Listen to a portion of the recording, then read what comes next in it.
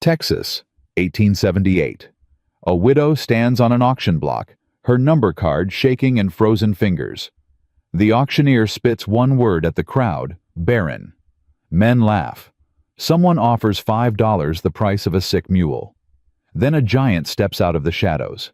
6'4", shoulders like a bull, a scar running down his face like lightning. He doesn't smile.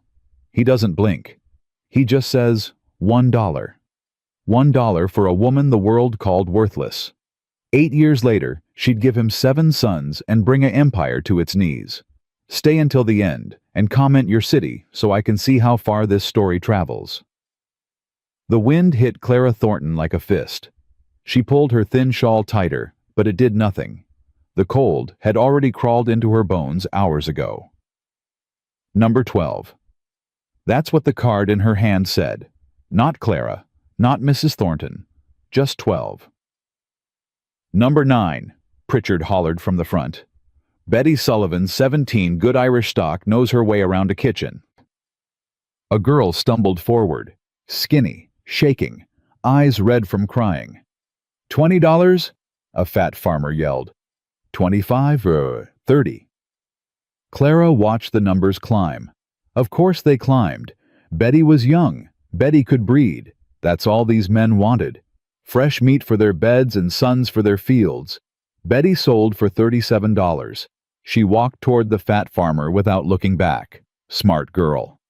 Looking back only made it harder. Number 10, Dorothy Walsh, 31, widowed. The crowd thinned. Clara felt the cold sink deeper. 3 more women, then her. She thought about praying, decided against it. God hadn't listened in years. Why would he start now? Number 11, Catherine Price, 22. Healthy, good teeth. Good teeth, like a horse at auction. Clara almost laughed. Almost. Sold $29. 1 more. Her hands wouldn't stop shaking. She told herself it was the cold. Number 12. She stepped forward. The platform creaked under her worn boots. 50 faces stared up at her. Farmers, ranchers, drifters. Men with hungry eyes and empty beds. Pritchard squinted at his papers. Mrs. Clara Thornton, 29, widowed. He paused. Licked his lips. Previous marriage childless. Doctor confirmed she's barren. The word dropped like a stone into water. Silence first, then whispers, then laughter. Barren. A man in the front row spat tobacco juice onto the floor. Hell, what's the point of her then? Might as well buy a scarecrow, someone hollered. At least a scarecrow don't eat. More laughter, louder now. Clara didn't move, didn't flinch, didn't blink. Let them laugh. She'd survived worse than laughter. Starting bid, Pritchard said without enthusiasm. $15. Nothing. $10. Crickets. Come on, gentlemen. She can read. She can write. She can keep accounts. What good's accounts if she can't make babies? The tobacco spitter again. My hound dog's more useful, and I don't gotta feed her 3 meals a day. The crowd roared. Clara kept her chin up. Her eyes forward, her face stone. She'd learned that trick from Robert. Every time he raised his fist, she'd go somewhere else in her head. Somewhere he couldn't reach. Somewhere the pain couldn't follow. $5, a voice called out. I'll take her for 5. Clara's stomach dropped. She knew that voice. Not the man himself, but the type. Greasy. Eager. The kind of man who looked at women like they were things to be used up and thrown away. She found him in the crowd, heavy set, small eyes, stained shirt, grinning at her like she was already his. $5, Pritchard repeated. Do I hear 6? Silence. Going once. Clara's heart hammered against her ribs. Going twice. Not him. Please. Anyone but him. $1. Every head in that warehouse turned. A man stepped out of the shadows near the back wall. No, not a man. A mountain. 6'4" at least, with shoulders that blocked the lamplight behind him. His face was hard as granite split by a scar that ran from his left temple to his jaw. His eyes were gray, not soft gray, winter gray, the gray of ice forming on a river. "Did you say $1? Pritchard's voice cracked. "You deaf?" The giant didn't raise his voice. Didn't need to. $1, take it or don't." The greasy bidder stepped forward. "Now hold on just a damn minute, I bid 5 fair and square." "Then you overpaid." "You can't just—" The giant turned his head, slowly, like a wolf noticing a rabbit. "You want to finish that sentence?" The greasy man's mouth opened, closed, opened again. Nothing came out. "That's what I thought." The giant looked back at Pritchard. $1. We done here." Pritchard's face had gone the color of old milk. "Mr. McAllister, sir, surely a man of your means could offer—" "I could." The giant McAllister cut him off cold. "I won't. $1 because this ain't a cattle sale and she ain't livestock. The dollar's a formality. Nothing more." Clara stared at him. In 3 years of being treated like garbage, like property, like something less than human, no man had ever said anything like that. "But she's barren," someone yelled from the crowd. "What do you want with a barren woman?" McAllister's jaw tightened. "What I want ain't your concern." "Mr. McAllister." Pritchard tried again. "I really must insist." "Pritchard." McAllister's voice dropped to something barely above a whisper. Somehow, that made it more terrifying. "I've bought horses from you. Paid fair. Never complained. You really want to argue with me over $1? Pritchard swallowed hard. "No, sir. Sold. $1. To Mr. Jedediah McAllister." Clara felt the ground tilt beneath her feet. Sold. She was sold. To a man who looked like he could kill with his bare hands and wouldn't lose sleep over it. She should have been terrified. She wasn't. "Mrs. Thornton." She looked down. McAllister had crossed the warehouse floor and now stood at the base of her platform. Up close, he was even bigger. His coat alone cost more than everything she'd ever owned. "Sir?" "I have a carriage outside. 4 hours to my ranch. Warm. Food. But before we go, I want something clear between us." Clara waited. "I ain't a kind man." His voice was low, meant only for her. "Don't know how to be gentle. Had 2 wives. Neither could stand me. I work too much, talk too little. Most folks think I'm made of stone." He paused. "But I never raised my hand to a woman. Never will. Whatever else I am, I ain't that. Can you live with those terms?" Clara looked into those winter gray eyes. No warmth there, no softness. But no cruelty either, just honesty raw and unpolished. "Yes," she said. "I can live with that." "Good." He held out his hand. "Let's go." She took it. His grip was warm despite the cold, calloused, strong, the hand of a man who'd worked every day of his life. Not like Robert's hands. Robert's hands had been soft, soft hands that turned to fists after dark. "My name's Jed," he said as he helped her down. "Might as well use first names if we're getting married." "Clara?" "I know. I was listening." The carriage was warm, blankets, a basket of food. Clara forced herself to eat slowly, even though her stomach screamed for more. Jed sat across from her watching. "When'd you eat last?" he asked. "Yesterday. Bit of bread." His jaw tightened. "Agency was supposed to feed you." "They fed the ones who could pay extra." Silence. The carriage rocked over frozen ground. "You ain't what I expected," Jed said finally. "What'd you expect?" "Crying. Begging. Something." Clara set down the bread, met his eyes. "Mr. McAllister." "Jed."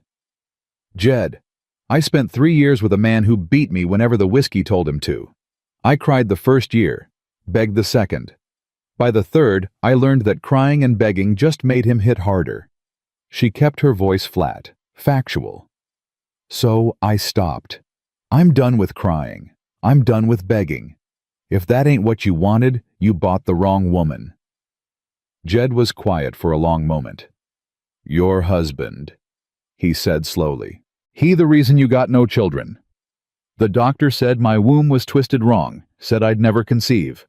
Clara's hands curled into fists in her lap, but that doctor spent 3 minutes poking at me before making his grand announcement.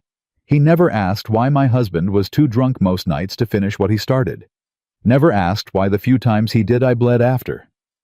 Jed's expression didn't change, but something shifted behind his eyes, something dark. I ain't promising I can give you children, Clara continued. I don't know if I can, but my mother bore 8. My grandmother bore 10. Whatever was wrong in my marriage, I don't think it was me. And if you're wrong, if you really can't, then you wasted $1. Jed almost smiled. Almost. Fair enough, he said. Guess we'll find out. They rode in silence for an hour. The cold outside pressed against the carriage windows, but Clara barely felt it now. The blankets helped. The food helped more. Why me? She asked finally. Jed looked up from whatever thought had been occupying him. What? You could have had any woman in that warehouse. Young ones, pretty ones, ones who could definitely give you babies. Why'd you pick the barren widow everyone was laughing at? He didn't answer right away. His gaze drifted to the window, to the darkness rushing past. I watched them, he said quietly. One by one. Girls crying, women begging, everybody trying to look worth more than they were. He paused. Then I watched you. They called you cursed, called you worthless, laughed in your face, and you just stood there, chin up, eyes forward, like you were daring them to do their worst. Clara said nothing. That ain't desperation, Jed continued. That's spine, and I've learned to recognize spine when I see it. Spine don't give you sons. No, but it gives me a partner who won't fall apart the first time things get hard. He met her eyes. I ain't looking for a broodmare Clara. I'm looking for someone who can stand beside me. Everything else, we figure out as we go. The McAllister Ranch rose out of the darkness like a ghost. 3 stories. White walls. 14 windows glowing with firelight. Clara's breath caught. This is yours. Ours now. Jed's voice was flat. Too big for one man. Built it for a family that never came. The carriage stopped. Jed climbed out first, then turned to help her down. His hands on her waist were careful but impersonal. The front door opened before they reached it. A Chinese woman in her 50s stood in the doorway, face unreadable. Mrs. Chen, Jed said. This is Mrs. Thornton. We marry tomorrow. Blue room for tonight. Mrs. Chen's eyes swept over Clara. The worn dress, the thin frame, the stubborn set of her jaw. She nodded once and disappeared inside. She don't talk much, Jed said. Neither do you. Reckon that's why we get along. Clara barely slept that night. The bed was too soft. The room was too warm. The silence was too complete. She lay awake, staring at the ceiling, thinking about tomorrow. Mrs. Jedediah McAllister. That's who she'd be. Wife to a man she'd known for 6 hours. Mistress of a house bigger than anything she'd ever dreamed. It should have felt like a fairy tale. It felt like a deal with the devil. But the devil's terms were better than the alternative. And Clara had stopped believing in fairy tales a long time ago. Morning came gray and cold. Clara dressed in her only good dress, worn at the cuffs, faded at the seams, and made her way downstairs. Jed was waiting in the front hall. Dark suit, fresh shave. He looked less like a rancher and more like a banker. Somehow, that made him more intimidating, not less. You sure about this? He asked. Clara thought about the auction block, the laughing men, the greasy bidder with his $5 offer. I'm sure. Then let's... The front door slammed open. A man stood in the doorway, Not as tall as Jed, but broader, expensive coat, polished boots, a smile that didn't reach his eyes. McAllister. The man spread his arms like they were old friends. Heard you went shopping yesterday. Bought yourself a bride from the auction house. Jed's whole body went rigid. Ashford. Get off my land. Now. Is that any way to greet a neighbor? The man Ashford stepped inside without invitation. His eyes found Clara on the stairs. Traveled over her slowly, deliberately. So this is her, the Barren one. He clicked his tongue. I expected better from you, Jed. Even desperate, you could have done better than damaged goods. Clara felt the words hit her like stones, but she didn't flinch, didn't look away. I said get out. Jed's voice had dropped to something dangerous. I'm going. Ashford held up his hands in mock surrender. Just wanted to meet the new Mrs. McAllister, see what kind of woman sells herself for $1. His smile sharpened. Word travels fast in this county, sweetheart. Everybody knows what you are, what you ain't worth. Ashford. Jed stepped forward. You got 3 seconds to walk out that door before I throw you through it. Ashford laughed. Still the same old Jed, all growl, no bite. He tipped his hat to Clara. Welcome to Texas, Mrs. McAllister. I'm sure we'll be seeing each other again real soon. He left. The door clicked shut behind him. Silence. Clara descended the last few stairs. Who was that? Jed's hands were clenched at his sides. His jaw was tight enough to crack stone. Victor Ashford, he said through gritted teeth. Owns the bank in town. Been trying to get his hands on my land for 10 years. He turned to face her. He'll use you to get to me. Spread rumors. Dig up whatever past you got. Make your life hell if he thinks it'll break me. Clara absorbed this. Another enemy, another battle, another man who saw her as nothing but a weapon to be used. Let him try, she said quietly. Jed studied her for a long moment. You mean that? I survived Robert Thornton for 3 years. I survived that auction block. I survived being called cursed and barren and worthless by men who ain't fit to shine my boots. Clara lifted her chin. Victor Ashford wants to make my life hell. He can get in line. For the first time since she'd met him, Jed McAllister smiled. Really smiled. It transformed his face from granite to something almost human. Clara Thornton, he said, I think that $1 might have been the best money I ever spent. Clara McAllister, she corrected. If we're getting married today, might as well start using the right name. Jed offered his arm. Clara took it. And together they walked out into the bitter Texas morning to seal a bargain that would change both their lives forever. Neither of them knew it yet. But Victor Ashford was already planning his first move. The courthouse in San Antonio was small cold and smelled like dust and old paper. Judge Kincaid sat behind his desk, spectacles perched on his nose, looking at Clara and Jed like they were a math problem he couldn't quite solve. Jedediah McAllister, the judge said slowly. 3rd time at my desk for a marriage certificate. You collecting wives like cattle now. Just need the paperwork, William. And you. Kincaid turned his gaze to Clara. Mrs. Thornton is it widow from Virginia? Yes, sir. You understand what you're agreeing to. This man's buried one wife and lost another to a traveling salesman. Not exactly a promising track record. Clara felt Jed stiffen beside her. She spoke before he could. I understand I'm agreeing to a legal partnership with a man who's been honest about his faults from the first moment we met. That's more than my last husband ever gave me. Kincaid's eyebrows rose. Got some fire in you. Got some sense in me. There's a difference. The judge almost smiled. Almost. He dipped his pen in ink and began filling out the certificate. Jedediah McAllister, do you take this woman as your lawfully wedded wife? I do.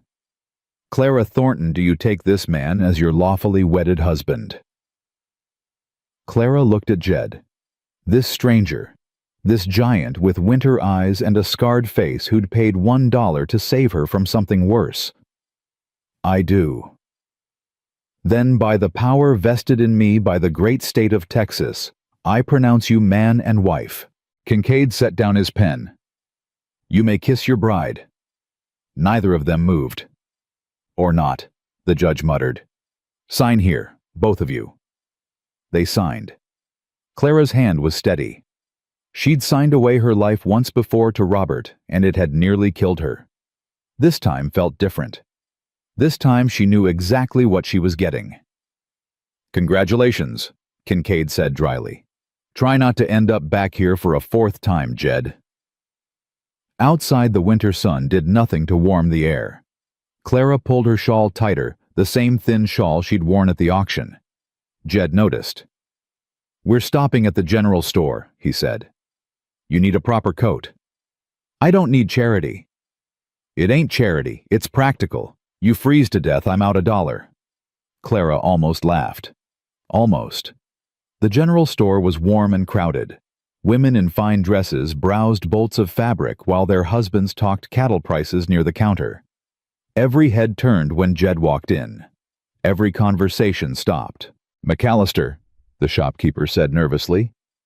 What can I do for you? Winter coat. Women's. Whatever fits her. The shopkeeper looked at Clara. At her worn dress, her mended shawl. The calculating look in his eyes made her skin crawl.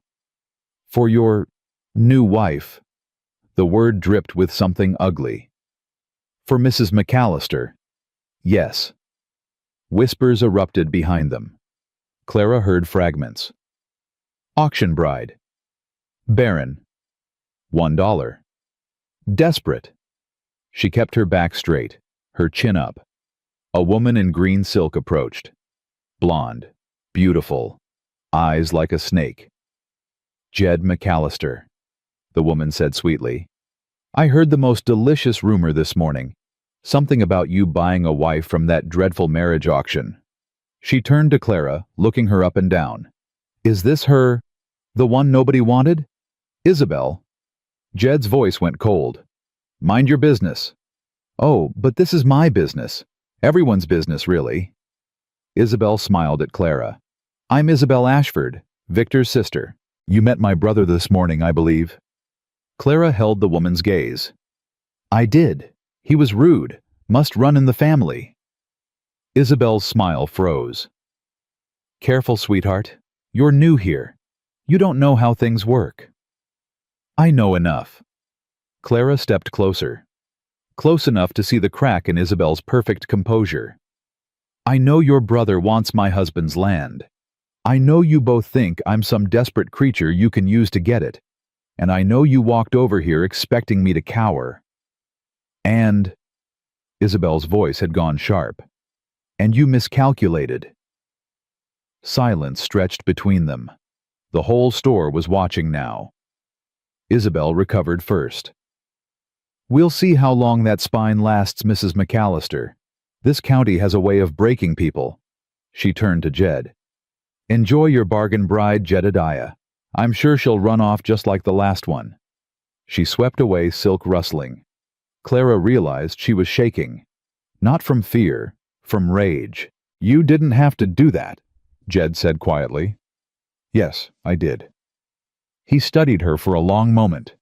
Something shifted in his expression, something that looked almost like respect. Pick out a coat, he said. Whatever you want. We're leaving in 10 minutes. Clara chose a simple wool coat. Dark blue, warm, practical. It cost more than Robert had spent on her in 8 years of marriage.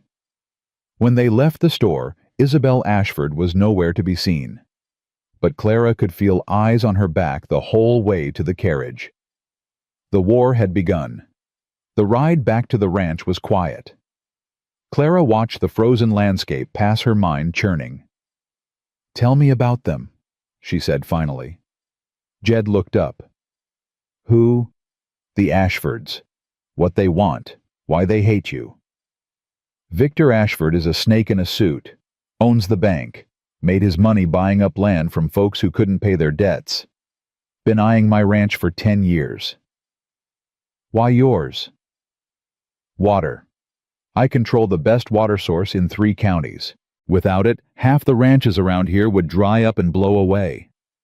Jed's jaw tightened. Victor's been waiting for me to fail, waiting for me to die without an heir so he can swoop in and take everything I built. And Isabel. Victor's weapon. She uses her looks to get close to men, find their weaknesses, report back to her brother. Jed's voice darkened. She tried it on me once, years ago, before Constance. I wasn't interested. So she hates you. She hates everyone who doesn't fall at her feet. You just made an enemy, Clara. I've had enemies before. Not like her. Isabel Ashford destroys people for sport. Spreads rumors. Turns neighbors against each other. She'll dig up everything about your past and parade it through every parlor in the county. Clara thought about Richmond. About the whispers that had followed her after Robert died. The accusations. The shame. Let her dig, Clara said quietly. I've got nothing to hide and nothing left to lose. Jed didn't respond. But when he looked at her, something in his eyes had changed. The ranch house felt different when they returned. Still too big, still too empty, but somehow less cold. Mrs. Chen met them at the door.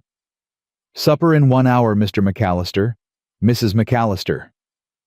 Mrs. McAllister, Clara's new name. Her new life. I want to see the house, Clara said. All of it. Jed raised an eyebrow. Now. Now. If I'm going to manage this household, I need to know what I'm managing. So he showed her. 14 rooms, most of them empty, covered in dust sheets, waiting for a family that had never come. A kitchen big enough to feed 30. A library filled with books that had never been read. Parlors with furniture that had never been sat in. It's a mausoleum, Clara said bluntly. It's a house. No, a house has life in it. This is a monument to loneliness. She turned to face him. How long have you lived here alone? 6 years, since Constance left. And in 6 years you never thought to change anything. Open the curtains, use the rooms you're paying to heat. What would be the point? The point is that you're not dead yet, Jed McAllister. The point is that a man who builds a house like this wanted something more than empty rooms and cold dinners. The point is... She stopped herself, took a breath. I'm sorry. It's not my place. It is your place. Jed's voice was quiet. You're my wife now. This is your house as much as mine. If you want to change things, change them. Clara stared at him. You mean that... I don't say things I don't mean. She looked around the dusty room, at the covered furniture, the closed curtains, the years of neglect and solitude. All right, she said. But I'm warning you, when I'm done, you won't recognize this place. Good. Something flickered across Jed's face. I'm tired of recognizing it. That night, Clara lay awake in the blue room staring at the ceiling. Her wedding night. She was supposed to be in her husband's bed. She wasn't. Jed had shown her to the blue room without comment. Separate bedrooms, separate lives. A marriage of convenience, just like he'd promised. She should have been relieved. She wasn't sure what she felt. A knock at her door made her sit up. Come in. Jed stood in the doorway. Still dressed, still imposing, but something in his posture was different, uncertain. Can't sleep, he said. Neither can I. Mind if I... He gestured vaguely at the chair by the window. It's your house. It's our house. He sat down heavily. Clara, I need to say something and I need you to let me finish before you respond. Clara waited. I told you I ain't a kind man. That's true. But I left something out. He stared at his hands. I don't know how to be a husband. Not in the ways that matter. Catherine was too young. I scared her. Constance was too practical. She saw through me. Saw that underneath all this, he gestured at himself. There's nothing. Just a man who knows cattle and business, and not much else. Jed, let me finish. He took a breath. I paid $1 for you because I saw something in you. Strength, honesty, the kind of spine that doesn't break. But I didn't pay for your body, for your bed. That's not what this is. If you want to stay in this room forever, keep things between us strictly business. I'll respect that. I'll never ask for more than you're willing to give." Clara felt something crack inside her chest. The same wall she'd built to survive Robert, the same armor she'd worn at that auction. "And if I'm willing to give more?" she asked quietly. Jed's head came up. His eyes met hers. "Then I'd want to know why." "Because you're the first man who's ever asked what I'm willing to give, instead of just taking it." Clara's voice was steady, but her heart was racing. "Because you paid $1 to prove I wasn't livestock. Because you stood up to Isabel Ashford for me this afternoon and didn't expect thanks. Because—" She stopped, swallowed. "Because I think I could learn to trust you, and I haven't trusted anyone in a very long time." Jed didn't move, didn't speak. For a long moment Clara thought she'd said too much. Then he stood, crossed the room, stopped in front of her bed. "I ain't gentle," he said roughly. "I don't know how to be soft. I don't need soft. I need honest. I'm honest." "I know." Clara held out her hand. "So be honest with me now. Do you want this?" Jed took her hand. His grip was warm, calloused, real. "More than I've wanted anything in years," he admitted. "Then stop talking and show me." He did. 3 weeks later, Clara stood in the main parlor, hands on her hips, surveying her work. The dust sheets were gone. The curtains were open. Sunlight, weak winter sunlight. But sunlight nonetheless filled the room for the first time in years. The furniture had been rearranged. Flowers sat in a vase on the mantel. Not hothouse flowers, just prairie wildflowers she'd found growing stubbornly despite the cold. "I don't recognize it." Jed stood in the doorway, his face unreadable. Clara's stomach tightened. "You don't like it." "I didn't say that." He walked into the room, looking around slowly. "I said I don't recognize it. That ain't the same thing." "Then what is it?" He stopped beside her, close enough that she could feel the warmth of him. "It looks like someone lives here," he said quietly. "It looks like a home." Clara let out a breath she hadn't known she was holding. The changes weren't just cosmetic. She'd reorganized the household accounts, finding waste and inefficiency everywhere. Martha, the cook, was now preparing meals at proper times instead of whenever she felt like it. Mrs. Chen was cleaning rooms that actually needed cleaning instead of dusting the same surfaces over and over. The ranch hands had noticed too. They'd started coming to Clara with small questions: where to find supplies, how to fix this or that minor problem. At first, they'd been hesitant, unsure how to treat the new Mrs. McAllister. But Clara answered every question practically and directly, without condescension or unnecessary fuss. Word spread. The boss's new wife wasn't what they'd expected. "The men respect you," Dutch Brennan told her one morning. Jed's foreman was a weathered man in his 50s with honest eyes and calloused hands. "That ain't easy to earn around here." "I haven't done anything to earn it." "You treated them like people. That's more than most ranch wives bother with." Dutch hesitated. "Can I speak plain, Mrs. McAllister? I prefer it. I've known Jed 20 years, watched him build this place from nothing, watched him bury one wife and lose another. He's a hard man, but he's a fair one. And in all those years, I've never seen him look at anyone the way he looks at you." Clara felt heat rise to her cheeks. "We've only been married 3 weeks. Don't matter. Some things you can see right away." Dutch tipped his hat. "Just thought you should know." He walked away, leaving Clara standing alone in the winter sun, her heart doing something strange and unfamiliar in her chest. That evening she found Jed in his office, poring over ledgers by lamplight. "Dutch says you look at me different," she said without preamble. Jed's pen stopped moving. "Dutch talks too much." "He talks just enough. Is it true?" He set down the pen, leaned back in his chair. Those winter gray eyes found hers. "Clara, I've been looking at people my whole life, evaluating them, deciding if they're worth my time or my trust. Most of them aren't." He paused. "You're different. I don't know why yet, but you are. Different good or different bad. Just different, like finding water in a desert. You don't question it. You just drink." Clara crossed the room, sat on the edge of his desk, close enough to touch. "I'm starting to forget what it felt like to be afraid," she said quietly. 3 weeks ago, I was terrified every minute of every day. Now I wake up and I'm not. Is that good? I don't know. It's strange, like wearing someone else's clothes. They fit, but they're not mine yet. Jed reached out, took her hand. His thumb traced circles on her palm. "Give it time," he said. "Good things take time." Clara wanted to believe him. God, she wanted to believe him. But she'd learned a long time ago that good things didn't last.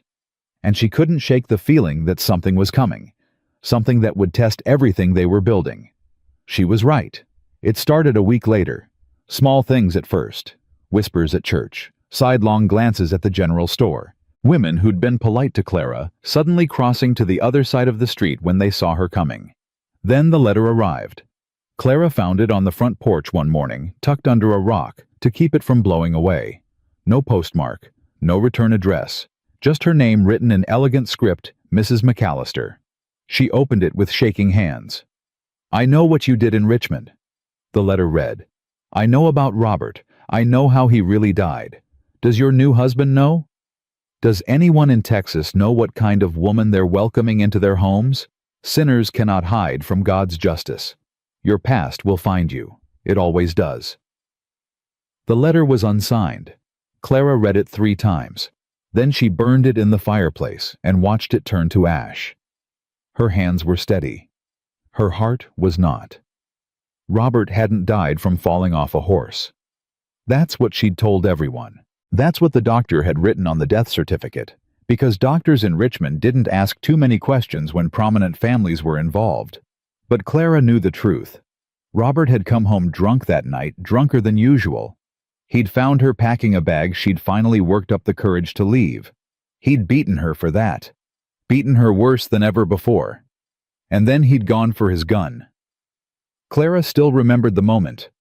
The cold metal against her temple. The whiskey on his breath. The certainty that she was going to die. She remembered what happened next too. The struggle. The gun going off. Robert's body hitting the floor. She'd spent 3 hours scrubbing his blood from the floorboards before she called for help. He fell from his horse, she'd told the doctor. Hit his head on a rock.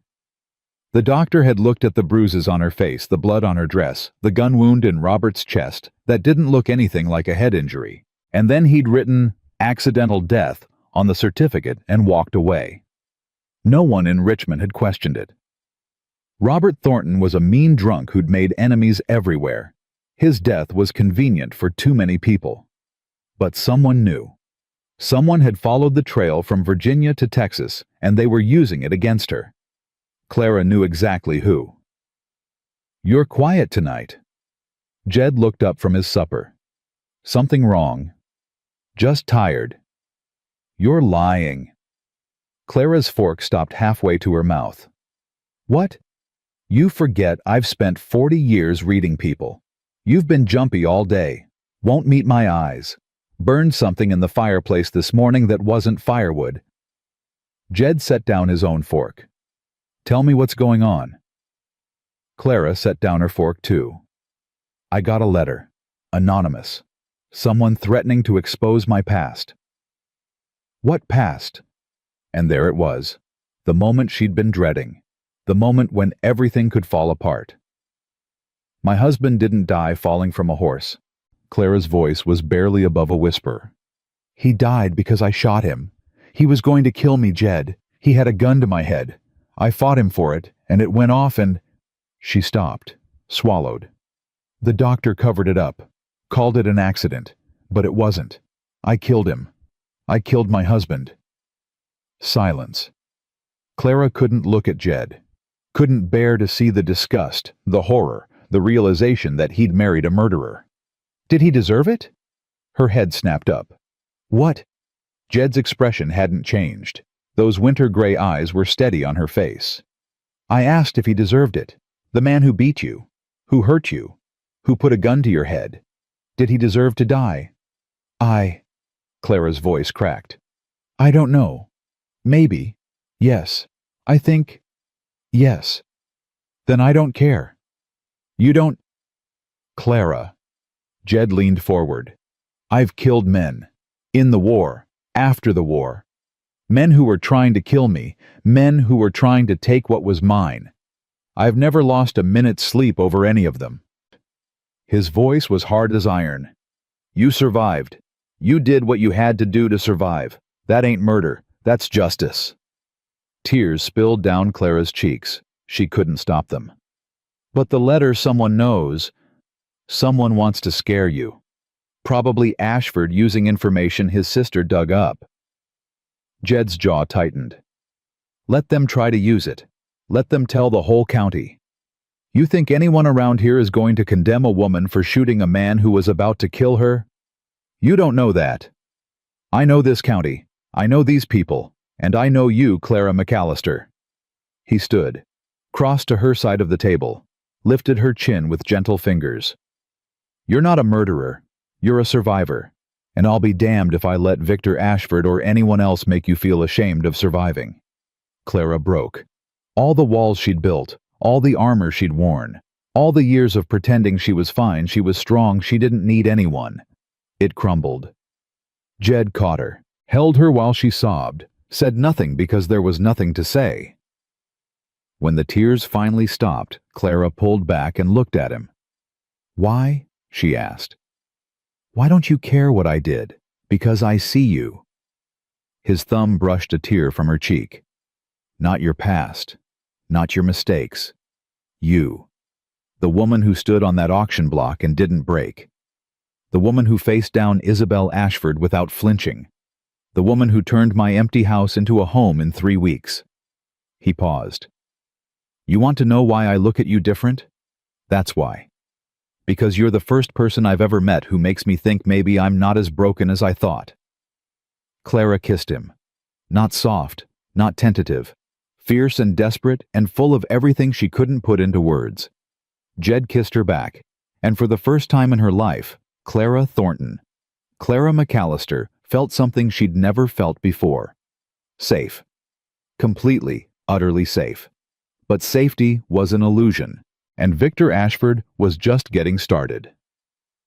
2 days later, Clara missed her monthly blood.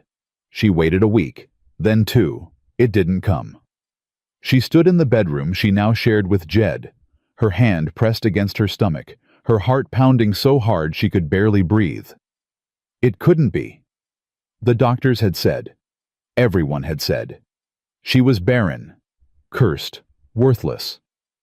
But her body was telling a different story.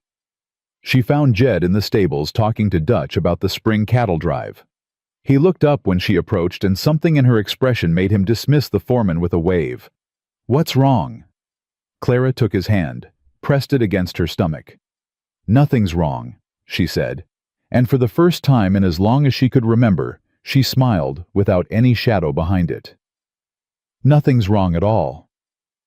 Jed stared at her, at his hand on her belly, at the tears streaming down her face. You don't mean... I think so. I'm not sure yet, but I think... He pulled her into his arms so fast it knocked the breath out of her. Clara. His voice was rough, breaking. Clara, if you're telling me what I think you're telling me, I'm late. 6 weeks late. I've been tired.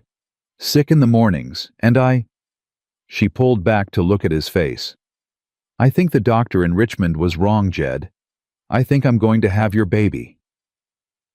Jedediah McAllister. The man the whole county called heartless. The man who'd buried one wife and lost another. The man who'd paid $1 for a woman everyone said was cursed. That man fell to his knees in the dirt of his own stable and wept. Clara held him. The barren woman held the broken man. And somewhere inside her, impossibly miraculously, a new life was beginning. Their first child, the first of 7. But that part of the story was yet to come. Dr. Samuel Whitfield arrived from San Antonio 3 days later. He was a thin man with kind eyes and steady hands. Nothing like the cold doctor in Richmond who'd condemned Clara with 3 minutes of examination and a lifetime of judgment. "Mrs. McAllister," he said after finishing his examination, "I can confirm that you are indeed with child, approximately 8 weeks along by my estimation." Clara's hand found Jed's, squeezed hard. "The doctor in Richmond said I was barren. He said my womb was twisted wrong." Dr. Whitfield's expression tightened. "I've heard that diagnosis before. It's often given to women whose husbands are the real problem if you take my meaning. There's nothing wrong with your womb, Mrs. McAllister. Nothing at all." Jed made a sound low in his throat, something between a laugh and a sob. "She's healthy?" he asked. "The baby's healthy, as far as I can tell. But I won't lie to you." Dr. Whitfield's voice turned serious. "Mrs. McAllister is 29. Not young for a first pregnancy. There are risks. She'll need to rest, eat well, avoid stress." "Avoid stress." Clara laughed bitterly. "In this county, with the Ashfords spreading rumors about me every chance they get. I'm aware of the situation." The doctor began packing his bag. "I'm also aware that Victor Ashford is a snake who's destroyed half the families in this territory. Don't let him destroy yours, Mrs. McAllister. This baby is a miracle. Protect it." After he left, Jed stood at the window staring at nothing. "A miracle," he said quietly. That's what he called it. "Do you believe in miracles?" I didn't. He turned to face her. "Now I'm not so sure." Clara crossed the room, took his face in her hands. "I need you to promise me something. Anything. Whatever happens. Whatever the Ashfords do. Whatever the town says. Whatever rumors they spread. Don't let it make you hard again. Don't let them turn you back into the man you were before I came." Jed's jaw tightened. "Clara, promise me." "I promise."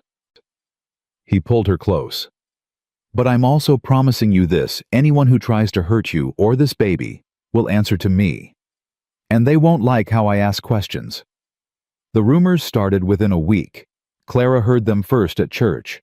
Whispers behind gloved hands, sidelong glances, the words barren and miracle and impossible floating through the air like poison. "Did you hear the auction bride is claiming she's pregnant? Impossible. Everyone knows she's barren. Maybe it's not his baby. Maybe she was already pregnant when he bought her. That's why she only cost $1. Damaged goods." Clara sat in the pew, her back straight, her face calm. Jed sat beside her, radiating fury. "I can hear them," he growled. "Let them talk." "I won't, Jed." Clara's hand found his under the cover of her skirt. "They want a reaction. They want you to explode so they can say you're unhinged. Don't give them that satisfaction." The sermon ended. People filed out. Most of them avoided looking at Clara directly. A few of the women she'd been friendly with suddenly found urgent business elsewhere. Only one person approached them. Susan Whitmore, the judge's wife. A woman in her 60s with silver hair and sharp eyes. "Mrs. McAllister." Susan took Clara's hands warmly. "I heard the news. Congratulations." Clara blinked. You're congratulating me? Why wouldn't I? A baby is a blessing." Susan's voice carried deliberately, loud enough for the gossips to hear. "My own mother was told she'd never conceive. She had 7 children. Doctors don't know everything." The whispers faltered, stopped. "Thank you," Clara said. Her voice cracked. "Thank you, Mrs. Whitmore. Call me Susan, and don't thank me." The older woman's eyes hardened. "I've watched the Ashfords poison this community for 20 years. It's about time someone stood up to them." She glanced at Jed. "You married well, Mr. McAllister. Don't let them take that from you." She walked away, leaving a wake of stunned silence. But Susan Whitmore's support wasn't enough to stop the tide. The letter arrived 2 days later, this time addressed to Jed. Clara found him in his office, the paper crumpled in his fist, his face white with rage. "What does it say?" He handed it to her without a word. "Dear Mr. McAllister," Clara read aloud. "It has come to our attention that your wife is a murderer. She killed her first husband in Richmond, Virginia in 1875. The death was ruled accidental, but we have evidence that suggests otherwise. Unless you wish this information to become public, we suggest you visit the First Bank of San Antonio at your earliest convenience. Mr. Ashford would be happy to discuss terms."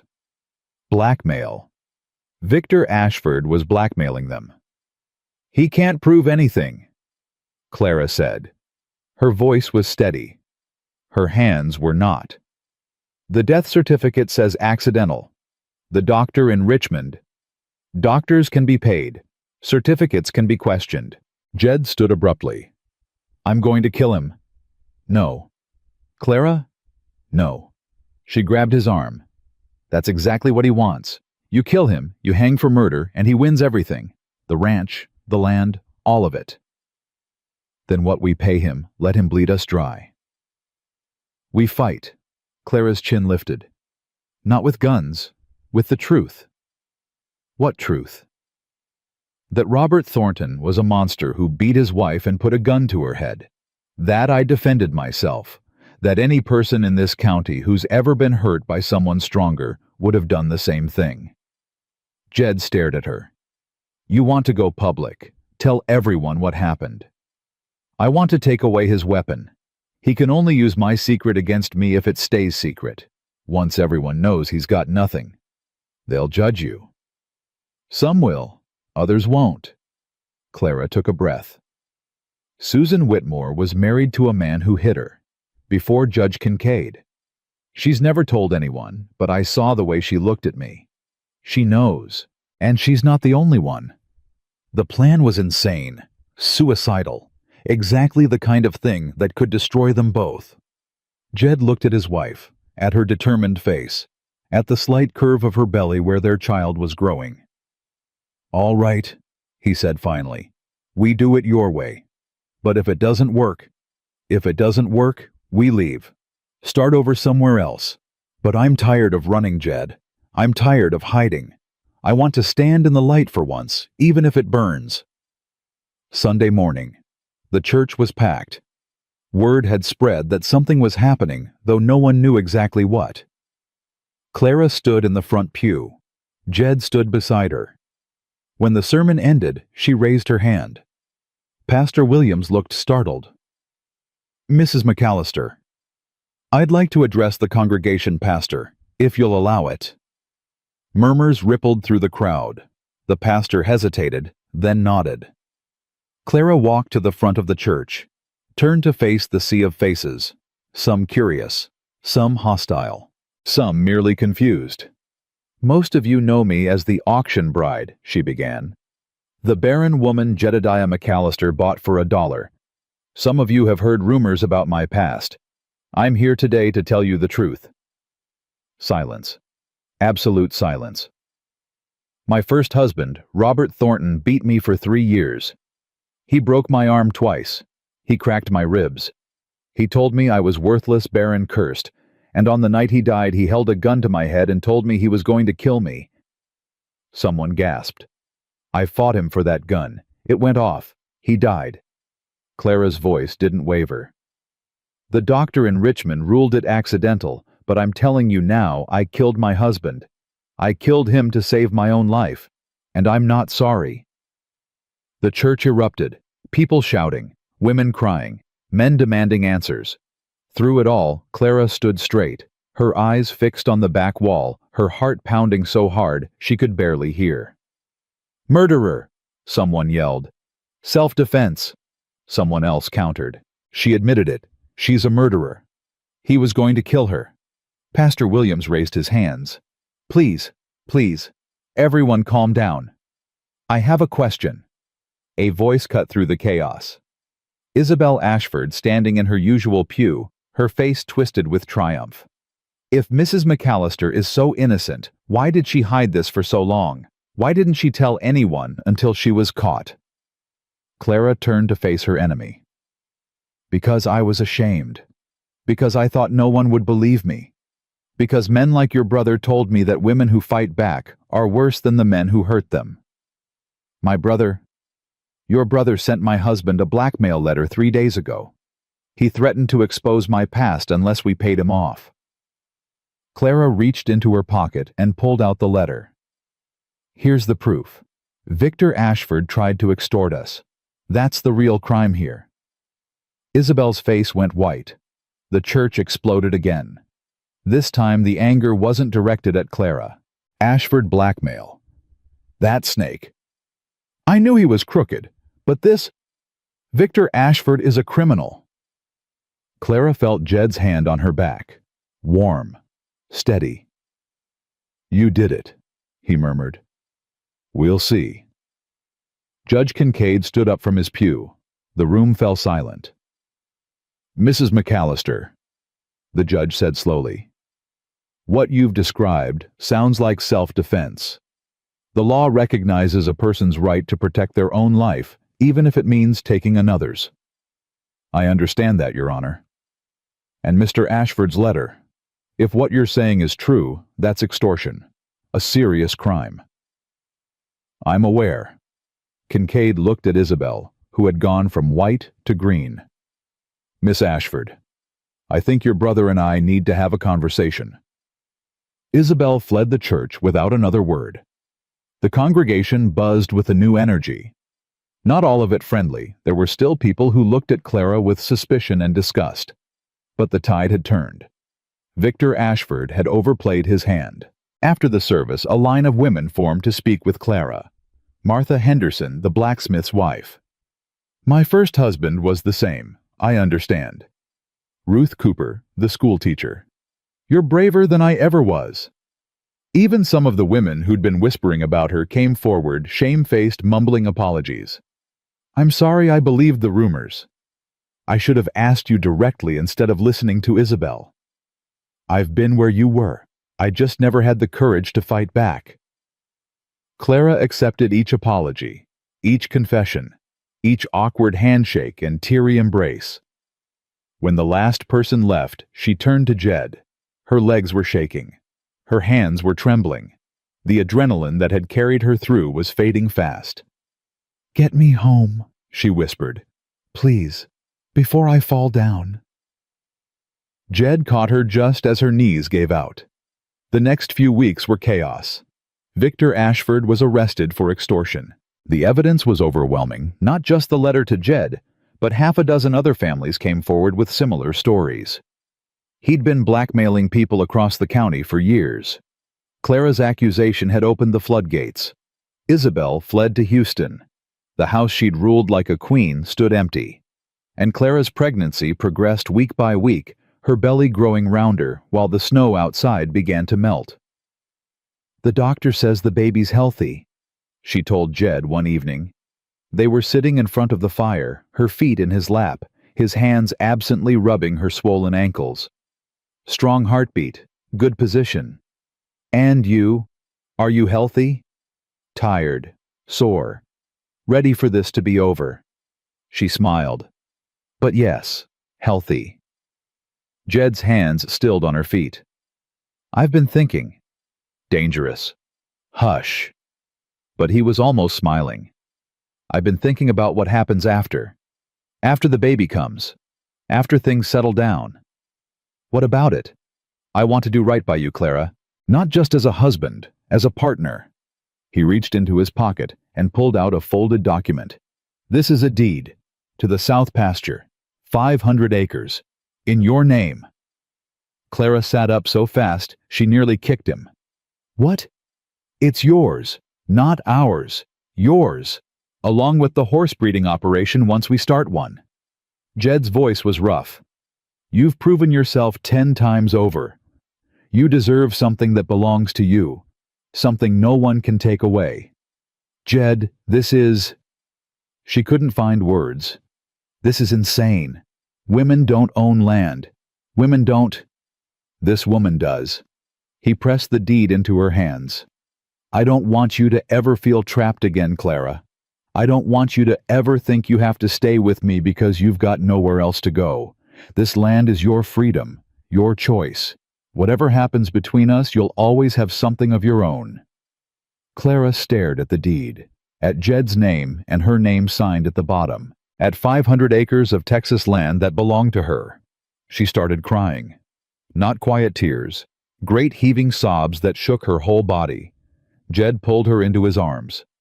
Clara, Clara, what's wrong? If you don't want it. I want it. She could barely speak through the tears. I want it so much it hurts. No one's ever, Robert. Never. I've never had anything that was mine. Not ever. Not once in my whole life. Now you do. Now I do. She pulled back to look at his face. I love you, Jed McAllister. I know we said this wasn't about love. I know we said it was practical, just a partnership. But I love you. I can't help it. I tried not to, but I can't.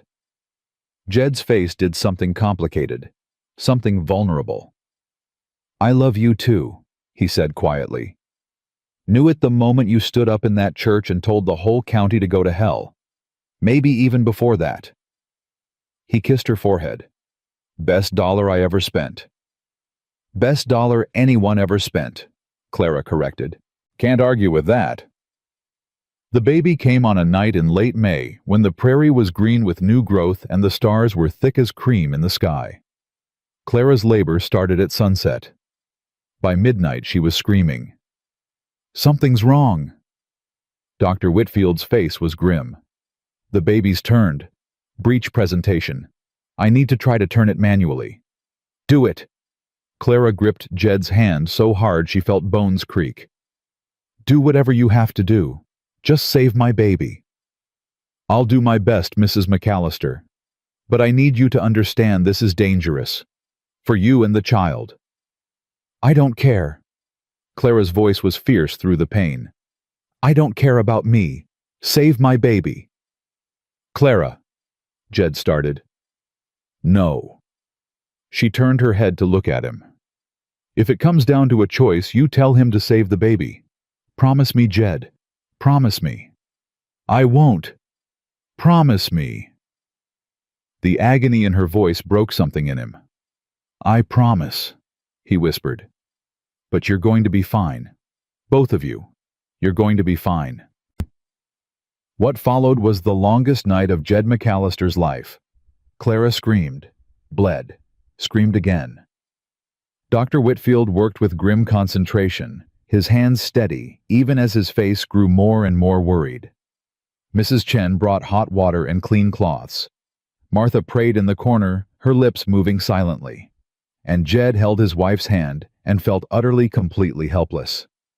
I can't, Clara gasped at one point. I can't do this. It hurts too much. I can't. You can. Jed leaned close, his forehead pressed against hers. You survived Robert. You survived that auction. You survived telling the whole county your darkest secret. You can survive this.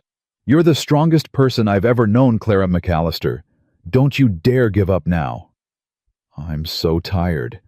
I know you're tired, but our baby needs you to keep fighting. I need you to keep fighting. His voice cracked. Please, Clara. Please don't leave me. I won't. She squeezed his hand. I won't leave you, I promise. 3 more hours. 3 more hours of blood and screaming and prayers to a God that neither of them was sure was listening. And then, just as dawn was breaking, a cry, thin and high and furious. It's a boy! Dr. Whitfield's voice was exhausted but triumphant. A healthy baby boy. Jed's knees buckled. He would have fallen if the bedpost hadn't been there to catch him. Clara. He grabbed his wife's hand. Clara, did you hear that it's a boy? We have a son. Clara's eyes fluttered open.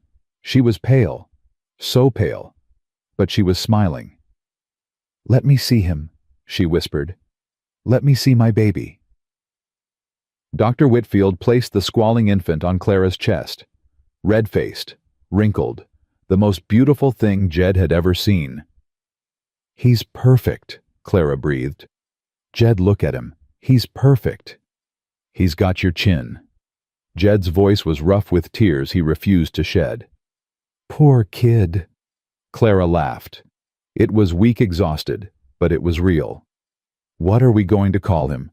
Jed looked at his son, at the tiny fingers curling around Clara's thumb, at the new life they'd created together against all odds. Thomas, he said, after my father, if that's all right with you. Thomas McAllister. Clara kissed the baby's downy head. Welcome to the world, Thomas. You've got a lot to live up to. The barren woman held her firstborn son. The broken rancher held his wife. And somewhere in Texas, Victor Ashford sat in a jail cell, his empire crumbling, while the couple he'd tried to destroy built something he'd never understand. A family, a legacy, a love that had started with $1 and grown into something priceless. Thomas was 3 months old when Clara realized she was pregnant again. Already. Dr. Whitfield couldn't hide his surprise. Mrs. McAllister, this is unusual. For a woman who was told she couldn't conceive, you seem to be remarkably fertile. Is it dangerous? Jed demanded. After what happened with Thomas? It's too early to tell, but I'll be honest with you. 2 pregnancies this close together after a difficult first birth, there are risks. The doctor looked at Clara seriously. You'll need to be careful, Mrs. McAllister. Very careful. Clara looked at Jed. At Thomas, sleeping in his cradle. At the life they'd built in this big empty house that wasn't empty anymore. We'll be careful, she said, but we won't be afraid. 9 months later, she gave birth to twin boys. William and James. Both healthy, both screaming, both absolutely perfect. 3 sons, Jed said wonderingly, holding William while Clara nursed James. 3 sons in 2 years. Clara, what did you do to me? I believe you did this to me, Clara replied dryly. If you want to stop, I suggest sleeping in the barn. Never. He kissed her. She kissed him back. And somewhere in heaven, or wherever souls go when bodies wear out, the doctor in Richmond, who'd called Clara Thornton Barren, was being proven spectacularly, magnificently wrong. The years moved fast after that. Too fast, Clara sometimes thought. One moment she was holding Thomas for the first time, and the next, he was 3 years old, chasing his twin brothers around the yard, while she balanced a 4th child on her hip. Samuel. Born in the spring of 1882. A quiet baby, with his father's gray eyes and his mother's stubborn chin. 4 sons, Dutch said one afternoon, watching the boys tumble over each other in the dirt. 4 healthy sons in 4 years. Boss, I've never seen anything like it. Jed stood beside his foreman, his face softer than it had been 5 years ago. Softer, but not weak. The ranch had thrived under his leadership, under Clara's partnership. The doctor in Richmond said she was barren, Jed replied. Said her womb was twisted wrong. Reckon that doctor was a damn fool. Reckon he was. Clara appeared in the doorway, Samuel fussing in her arms. She looked tired. She was always tired now. 4 children under 5 would exhaust anyone. Jed, we need to talk. Something in her voice made his stomach drop. What's wrong? Inside. Please. He followed her into the house, into their bedroom, away from curious ears. Clara, you're scaring me. She sat on the edge of the bed, took a breath. I'm pregnant again. Jed stared at her. Already Samuel's only 6 months old. I know. Clara, the doctor said. I know what the doctor said.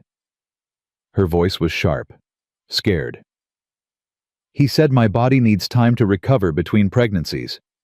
He said having them too close together is dangerous. He said—" Her voice broke. "He said if I keep having babies like this, it could kill me." Jed felt the floor tilt beneath his feet.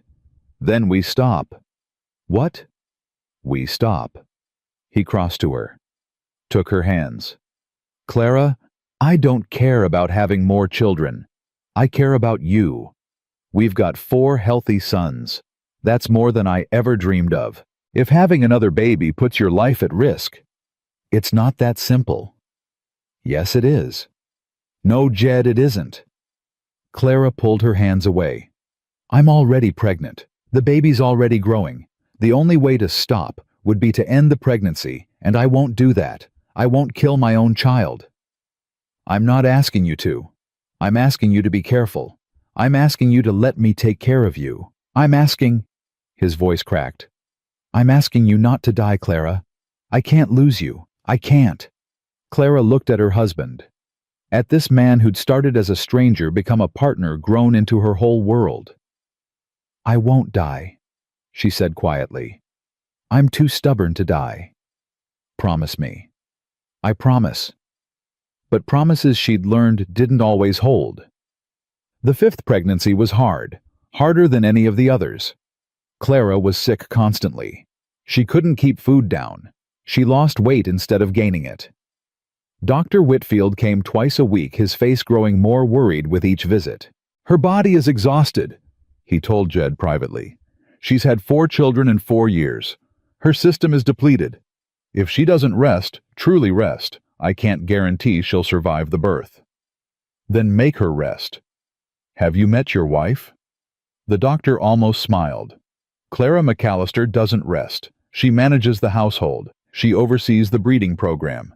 She raises 4 boys while pregnant with a 5th. The only way to make that woman rest is to tie her to the bed. Don't tempt me." But Clara refused to slow down. There was too much to do. Too many people depending on her. The ranch couldn't run without her management. The boys needed their mother. Jed needed his partner. "I'll rest after the baby comes," she promised. "Just let me get through this." "You're killing yourself." "I'm living my life. There's a difference." The argument went nowhere. It never did. Clara was too stubborn, and Jed was too worried to push harder. Then Victor Ashford got out of prison. The news reached the ranch on a cold morning in November. Clara was 7 months pregnant, huge and exhausted, trying to keep William from hitting James with a stick while Thomas demanded her attention and Samuel screamed in his cradle. Dutch brought the message himself. His face was grim. "Ashford's out. Got released early for good behavior." Clara's blood went cold. "How early?" 2 years early. He was supposed to serve 5 for extortion. Governor commuted the sentence." "The governor?" Jed's voice was deadly quiet. "The governor who Victor donated money to before the election, that governor." "Reckon so." Clara sat down heavily. Her hands shook as she pressed them against her swollen belly. "He'll come for us." "Maybe not." Dutch tried. "Man's lost everything. His bank, his reputation. His sister ran off to California. He's got nothing left." "He's got hate," Clara said. "He's got 5 years of sitting in a cell thinking about who put him there. And he's got nothing left to lose." She was right. The first sign was subtle. A fence cut on the north pasture. Could have been an accident. Could have been predators. Then 3 horses went missing. Valuable breeding stock. Worth thousands. Then the well on the east side was poisoned. They lost 6 head of cattle before they realized what had happened. "It's him," Jed said grimly. "He's picking us apart piece by piece." "Can you prove it?" "No. He's too smart to leave evidence." "Then what do we do?" Jed's jaw tightened. "We wait. We watch. And when he makes a mistake, we end this." But Victor Ashford didn't make mistakes. He made plans. The fire started on the coldest night of the year. Clara woke to screaming. Not the children, they were asleep in the nursery. This was different. Louder. More desperate. "The stables!" Someone was shouting outside. "The stables are on fire!" Jed was already out of bed, pulling on boots, grabbing his coat. "Stay here," he ordered. "Don't leave the house." "Jed?" "Stay here, Clara. The children need you." He was gone before she could argue. Clara stood at the window, her hand pressed against her belly, watching flames lick the sky. The stable. Their breeding operation. Everything they'd built together. She should have stayed in the house. She didn't.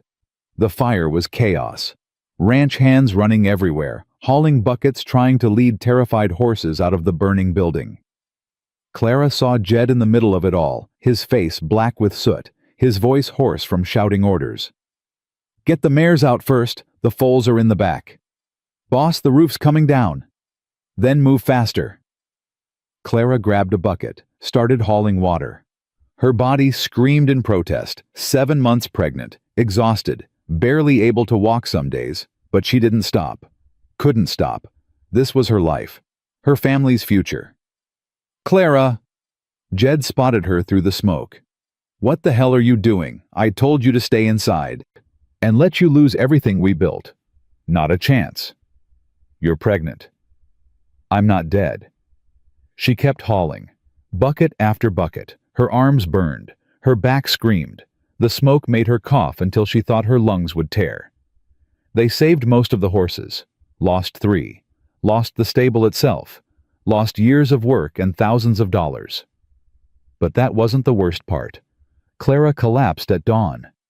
One moment she was standing watching the smoking ruins, and the next her legs gave out, and she was on the ground clutching her stomach, feeling something wrong, something wet. "Clara!" Jed caught her before she hit the dirt. "Clara, what's— oh God, no!" Blood. There was blood everywhere. "The baby!" Clara gasped. "Jed, the baby! Don't talk, save your strength." He was already carrying her toward the house. "Someone get Dr. Whitfield. Now, right now." "Jed, I can feel something wrong. The baby's not moving." "Jed, why isn't the baby moving?" "It's going to be fine. You're going to be fine. Just hold on, Clara. Hold on." She passed out before they reached the house. Clara woke in her bed.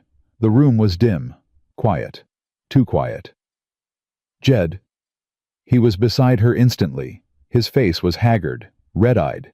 He looked like he'd aged 10 years overnight. "I'm here. I'm right here." "The baby." Jed's face crumpled.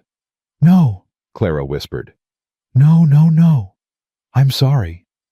His voice broke. "I'm so sorry, Clara. The doctor tried everything. There was too much blood. The placenta, it separated. The baby. Our baby. Boy or girl?" Clara barely recognized her own voice. "Was it a boy or a girl?" "A girl." Tears streamed down Jed's face. "A little girl. She was beautiful, Clara. She looked just like you." Clara screamed. Not words, just sound. Pure raw grief pouring out of her body like blood from a wound. Jed held her, let her scream, let her cry. Let her pound her fist against his chest until she was too weak to lift her arms. "I want to see her," Clara said finally. Her voice was destroyed. "I want to see my daughter." "Clara." "I want to see her." Jed brought the tiny bundle, wrapped in white cloth. So small, so still. Clara held her daughter for the first time. For the last time. "Eleanor," she whispered. "Her name is Eleanor, after my mother." "Eleanor McAllister," Jed repeated. "That's a beautiful name." "She would have had your eyes. I know she would have." Clara couldn't stop the tears. "I wanted to give you a daughter, Jed. I wanted her so badly." "I know. I wanted her too." They buried Eleanor on the hillside overlooking the ranch. A small grave, a small headstone. Eleanor Grace McAllister, December 1882. Too loved to forget. Clara didn't speak for 3 days after the funeral. Didn't eat. Didn't sleep. Just lay in bed, staring at the ceiling, her hand pressed against her empty belly. Jed brought the boys to see her. Thomas, almost 5 now, didn't understand why Mama was so sad. William and James, 3 years old, cried because Mama was crying. Samuel, barely 1, just wanted to be held. "Mama's sick," Thomas announced solemnly. "But she'll get better. Mama always gets better." Clara looked at her sons. At these 4 miracles she'd already been given. "Yes," she said quietly. "Mama will get better." She had to, for them. Recovery was slow, painful. Not just her body, her heart. Dr. Whitfield warned her that another pregnancy could kill her. That her body was too damaged, too weak. That she'd been lucky to survive losing Eleanor. Clara didn't feel lucky. "No more children," the doctor said firmly. "I mean it, Mrs. McAllister. Your body cannot handle another pregnancy." "I understand." "Do you? Because I've seen women like you before. Women who think they're invincible. Women who think they can push through anything." He leaned forward. "You have 4 sons who need their mother. Don't make them orphans because you're too stubborn to listen to medical advice." Clara flinched. "That's not fair." "It's not supposed to be fair. It's supposed to keep you alive." She told Jed that night. Watched his face as she explained what the doctor had said. "No more children," he repeated. "Ever. Ever. Another pregnancy would likely kill me." Jed was quiet for a long moment. "Then we're done," he said finally. 4 sons is enough. 4 sons is more than enough. I'd rather have you alive with 4 children than dead trying to give me more. You're not disappointed." "Disappointed." He pulled her close. "Clara, I married you for a partnership, not a breeding program. You've given me 4 healthy sons. You've given me a home. You've given me a life worth living. How could I possibly be disappointed? I wanted to give you more. You've given me everything." He kissed her forehead. "Everything that matters." But fate, it seemed, had other plans. 6 months after Eleanor's death, Clara realized her monthly blood hadn't come. She waited 2 weeks, then 3. It still didn't come. "No," she whispered to herself, pressing her hand against her stomach. "No, this isn't happening. This can't be happening." But it was. She was pregnant again. Clara told no one. Not Jed. Not the doctor. Not anyone. She hid the symptoms. Blamed her nausea on bad food. Blamed her exhaustion on grief. Blamed her growing belly on eating too much after months of not eating enough. For 3 months she kept the secret. Terrified. Desperate. Praying every night that the doctor was wrong, that she'd survive this, that she wouldn't leave her children motherless. Jed found out by accident. He came home early one afternoon and found Clara bent over the wash basin, vomiting violently. When she turned around, he saw what she'd been hiding. "How far along?" Clara couldn't meet his eyes. 4 months. 4 months. His voice was flat, controlled, the voice he used when he was too angry to trust himself. "You've been hiding this for 4 months. I was scared. You should have told me. I know. The doctor said another pregnancy could kill you. I know. And you didn't think I had the right to know that my wife might be dying. I'm not dying." Clara's voice cracked. "I'm not. I can't be. I won't leave our children, Jed. I won't leave you." "You don't get to decide that." For the first time since she'd known him, Jed raised his voice, really raised it. "You don't get to decide whether you live or die, Clara. That's not how this works. You could have told me 4 months ago and we could have what ended the pregnancy. I told you before, I won't do that. I won't kill my own child." "Then what? What's your plan? Hope for the best. Pray your body doesn't give out." "Yes," Clara shouted back. "That's exactly my plan, because I don't have any other options, Jed. I'm pregnant, and I'm going to have this baby, and either I'll survive or I won't, but I am not giving up." Silence crashed between them. Jed turned away. His shoulders were shaking. "I can't lose you," he said roughly. "I can't, Clara. You're the only person I've ever loved. The only person who's ever made me feel like I'm not just a machine that runs a ranch. If you die, I won't. You don't know that." "No, I don't." Clara crossed to him, touched his back. "But I know that I've survived everything life has thrown at me so far. I survived Robert. I survived that auction. I survived losing Eleanor. I'll survive this too." Jed turned around. His face was wet with tears. "Promise me." "I can't promise something I don't control." "Then promise me you'll fight. Promise me you won't give up no matter how bad it gets." "I promise." Clara took his face in her hands. "I promise I'll fight. I promise I'll do everything in my power to stay with you and our children. That's all I can give you, Jed. That's all anyone can give." He pulled her into his arms and held her like he was afraid she'd disappear. "I love you," he whispered. "I love you too. If you die, I'll never forgive you." Clara almost laughed. Almost. "Then I'd better not die." Dr. Whitfield was furious when he found out. "I told you no more pregnancies. I specifically said—" "I know what you said. It happened anyway." "These things don't just happen, Mrs. McAllister." "With all due respect, Doctor, they clearly do." Clara kept her voice calm. "I'm not here to argue about how this happened. I'm here to ask you to help me survive it." The doctor sighed heavily. "I'll do everything I can, but I need you to understand the risks. You're 34 years old. You've had 5 pregnancies in 6 years, including one that nearly killed you. Your body is exhausted. Your heart is under strain. If something goes wrong during this birth, then you'll save my baby. Mrs. McAllister, that's my only instruction. If something goes wrong, you save the baby. Promise me." Dr. Whitfield looked at her for a long moment. "Your husband made me promise the opposite. He said if it comes down to a choice, save you. My husband doesn't get to make that decision. Neither do you. I'm the doctor. I make the medical decisions, and I refuse to promise either of you anything except that I'll do my best to save you both." It was the most she could ask for. The remaining 5 months were agony.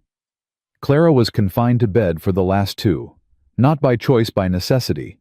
Her body simply couldn't handle being upright. She managed the household from her bedroom, gave instructions to Mrs. Chen, played with her boys when they came to visit, and waited. Just waited. Jed barely left her side. He conducted ranch business from a chair next to her bed, slept beside her every night, held her hand when the fear got too strong. "Tell me about our children," Clara said one night. "Tell me what they did today." "Thomas is convinced he's old enough to ride a real horse. He threw a tantrum when Dutch said no. He gets that stubbornness from you. He gets it from both of us." Jed smiled slightly. "William broke a window with a rock. Claimed it was James's fault. James claimed it was Samuel's fault. Samuel's 2 years old and can barely lift a rock, so I'm thinking they're all guilty." Clara laughed. It hurt, but she laughed. "And what about you? What did you do today?" "Worried about you. Worked a little. Worried about you some more." Jed's hand tightened on hers. "Clara, I need to tell you something." "What?" "If something happens to you." "Jed?" "Let me finish." His voice was rough. "If something happens to you, I want you to know that you changed everything for me. Everything. Before you, I was just a machine, making money, building an empire, going through the motions of being alive without actually living. You taught me what it means to have a partner, a family, a home." He paused. "You taught me how to love." Clara felt tears sliding down her cheeks. "I'm not going anywhere," she whispered. "I know, but I needed to say it, just in case." "Then I need to say something too." Clara turned to face him. "You saved me, Jed. You paid $1 for a woman everyone said was worthless, and you treated me like I was priceless. You gave me children when they said I was barren. You gave me land when they said women couldn't own property. You gave me a life I never dreamed I could have. Clara, if I die giving birth to this baby, I want you to know that these years with you have been worth everything. Every pain, every fear, every moment of uncertainty. I would do it all again. I would stand on that auction block 1,000 times if it meant finding you. Jed kissed her, long and deep and desperate. You're not dying, he said fiercely. I forbid it. You can't forbid death, Jed. Watch me. The baby came 3 weeks early. Clara's water broke at sunset. By midnight, she was screaming. Something's wrong, Dr. Whitfield said grimly. The baby's too big. She's not dilating fast enough. Do something, Jed demanded. I'm trying. The doctor's hands were shaking. Mrs. McAllister, I need you to push. Push as hard as you can. I can't, it hurts too much. You have to. The baby's in distress. If we don't get it out soon. Clara pushed, screamed, pushed again. Blood. So much blood. More than before. More than with Eleanor. She's hemorrhaging, the doctor shouted. I need more towels, more pressure. We're losing her. Clara? Jed grabbed her hand. Clara, stay with me. Don't you dare give up. Don't you dare. The baby, Clara gasped. Save the baby. I'm saving both of you. Dr. Whitfield was working frantically. Keep pushing, Mrs. McAllister. The head's crowning. One more push. One more. Clara gathered everything she had left, every ounce of strength, every drop of will, and pushed. The baby came in a rush of blood and fluid and screaming. It's a boy! Dr. Whitfield caught the infant. Another healthy boy. Clara! Jed's voice was desperate. Clara, can you hear me, Clara? But Clara couldn't answer. She was floating, drifting. The pain was gone. Everything was quiet and warm and peaceful. Stay with us, Mrs. McAllister. The doctor's voice seemed very far away. We're losing her. More pressure on the wound. Someone get. The voices faded. Clara saw light, warm golden light, and in that light, she saw a figure, small, delicate, reaching for her. Eleanor. My baby girl, Clara whispered. My Eleanor. The figure smiled, shook her head. Not yet, Mama. It's not time yet. But I'm so tired. I know, but they need you. Papa needs you. My brothers need you. Go back, Mama. I'll be here when it's really time. Eleanor, go back. Clara woke, gasping, her whole body on fire. She's back. Dr. Whitfield's voice was triumphant. She's back. Keep the pressure on that wound. We've got her. Clara. Jed's face swam into view, terrified, hopeful, streaming with tears. Clara, can you hear me? I saw her, Clara whispered. I saw Eleanor. She told me to come back. Jed let out a sob. Don't ever scare me like that again. Where's my baby? Where's my son? They placed the infant in her arms. Tiny. Perfect. Already nursing. What are you going to name him? Dr. Whitfield asked, exhausted but smiling. Clara looked at Jed. At this man who'd paid $1 for a woman everyone called worthless. At this man who'd given her everything. Daniel, she said. After Jed's father, Daniel McAllister. 5 sons. Against all odds. Against all predictions. Against everything the world had said about her. Clara Thornton, the barren woman. Mother of 5. And she wasn't finished yet. 2 years passed. Daniel grew from a screaming infant into a stubborn toddler who followed his brothers everywhere. The ranch prospered. The breeding program Clara had built became the finest in 3 counties. Life settled into something that almost resembled peace. Almost. Mama, I don't want to go to school. Thomas stood in the kitchen, arms crossed, chin jutted forward, in that stubborn way that was pure McAllister. "I don't care what you want," Clara replied calmly. "You're 7 years old. You need an education. Papa didn't go to school. He learned everything on the ranch. Your papa also got shot twice before he was 20, and almost died of fever at 30. I'd prefer a different path for you." "But, Thomas," Clara knelt to meet her son's eyes. "Listen to me. Education is power. It's the one thing no one can take away from you. Not banks, not enemies, not anyone. You're going to learn to read and write and do mathematics, and someday you're going to thank me." "I already know how to read." "Then you'll learn to read better. Now get your coat. The wagon's leaving in 10 minutes. Thomas stomped off, grumbling. Clara watched him go and felt her heart squeeze. 7 years old. Where had the time gone? "He's just like you," Jed said from the doorway.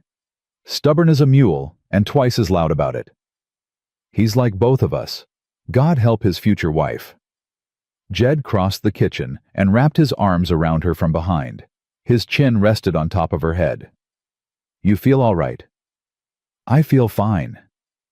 "You've been tired lately." "I have 6 children. Of course I'm tired." "Clara." She turned in his arms. "What?" "You'd tell me if something was wrong." "I'd tell you." She kissed his cheek. "Now stop worrying and go do whatever it is ranchers do all day." "We count cows. It's very exciting." "I'm sure it is." He left and Clara sat down heavily at the kitchen table. She hadn't told him. She couldn't tell him. Not yet. Not until she was sure. But the signs were all there. The tiredness, the nausea, the missed monthly blood. She was pregnant again. Dr. Whitfield confirmed it a week later. "Mrs. McAllister," his voice was grave. "I thought we discussed this." "We did. I told you another pregnancy could kill you. You told me that before Daniel, too. I'm still here." "Barely." The doctor sat down across from her. "You nearly died on that table, Clara. Your heart stopped for almost a minute. I had to manually compress your chest to bring you back. You cannot keep doing this to your body." "I'm not doing anything. It's happening. There's a difference." "There are ways to prevent—" "I know what ways there are, and I won't use them." Clara's voice was firm.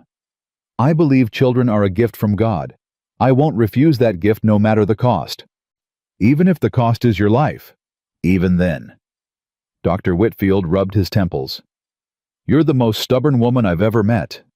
I've been told. How does your husband feel about this?" Clara was quiet. "You haven't told him." "Not yet."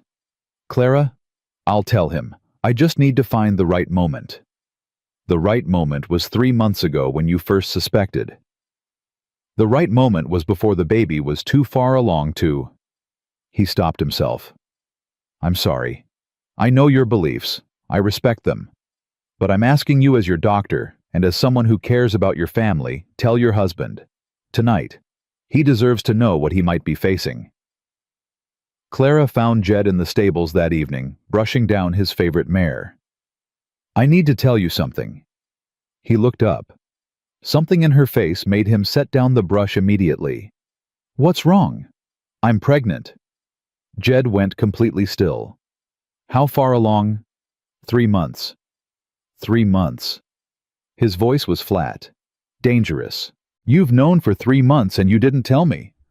"I wasn't sure at first. Then I was scared. Then I didn't know how—" "The doctor said you could die, Clara. He said your heart might not survive another birth, and you kept this from me for 3 months. I'm sorry." "Sorry?" Jed's voice rose. "You're sorry. What if something had happened? What if you'd collapsed, and I didn't even know why? What if—" He broke off, turned away. His hands were shaking. "I was afraid," Clara said quietly. "Afraid of how you'd react. Afraid you'd be angry." "I am angry." "I know. I'm furious." "I know. And I'm terrified." He turned back to face her. His eyes were wet. "I'm so damn terrified, Clara. Every time you have a baby, I think it's going to be the last time I see you alive. Every time I prepare myself to be a widower, to explain to our children why Mama isn't coming back." "Jed, let me finish." He crossed to her, took her hands. "I love you more than I've ever loved anything in my life. More than this ranch. More than my own survival. If you die having this baby, I don't know what I'll do. I don't know how I'll keep going." "You'll keep going for our children." "That's not enough. It has to be." Clara squeezed his hands. "Jed, I can't promise you I'll survive. I wish I could. But I can promise you that I'll fight with everything I have.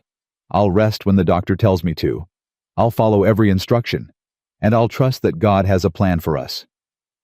"What if God's plan is to take you from me? Then you'll raise our children to know how much I love them. How much I loved you." She touched his face. "But I don't think that's the plan, Jed. I think we're going to be fine." "You can't know that." "No, but I can believe it. And sometimes belief is all we have." The pregnancy was hard. Harder than Daniel's. Harder than any of them. Clara was confined to bed by the 5th month. Her heart was weak. The doctor could hear it fluttering irregularly when he listened with his stethoscope. Her body was exhausted from 6 pregnancies in 8 years. But she fought. Every day, every hour, every minute. She fought to survive. To meet this baby. To stay with her family. And when the labor finally came, she was ready. "This is it," Dr. Whitfield said grimly. "This baby is coming whether we're ready or not." "I'm ready." "Are you sure?" "Because I need you to understand." "I understand." Clara gripped Jed's hand. "Whatever happens, you save the baby. Promise me." "Clara." "Promise me, Jed." He looked at her for a long moment. At this woman who'd come into his life with nothing but a carpetbag and had given him everything.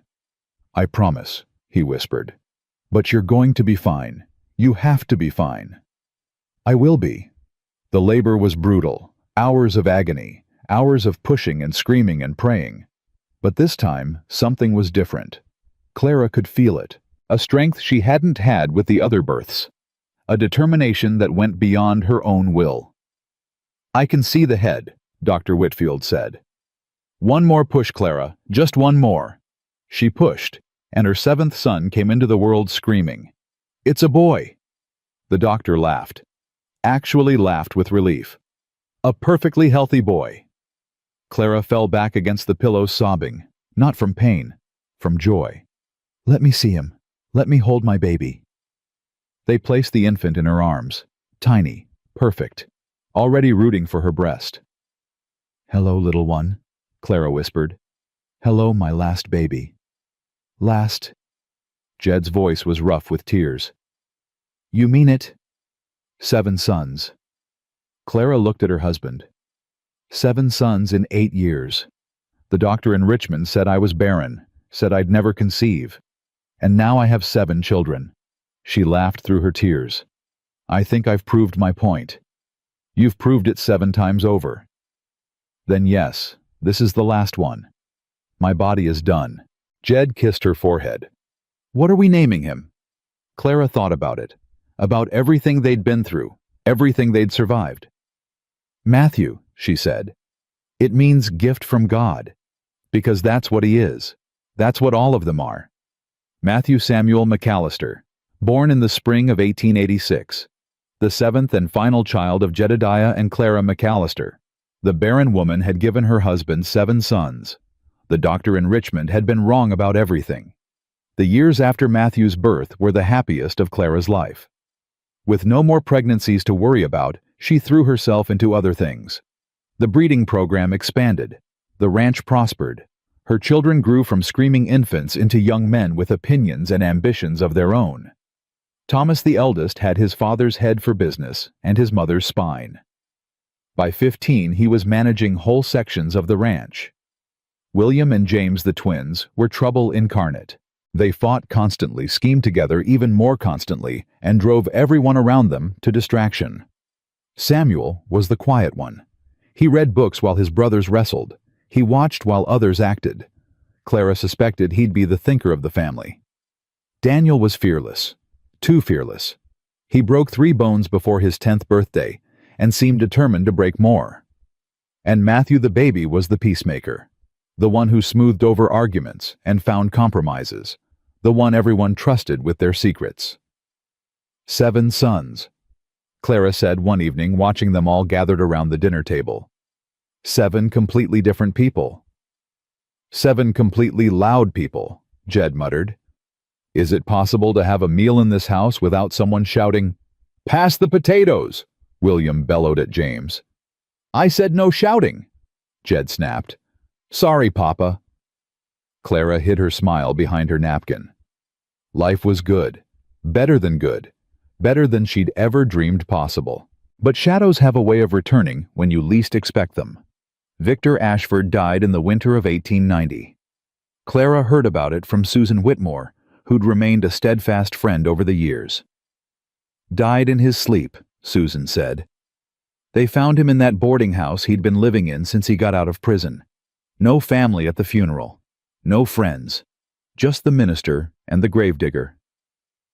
I should feel something, Clara said slowly. He tried to destroy us. He burned our stable. He almost killed my daughter. She paused. But I don't feel anything. Just empty.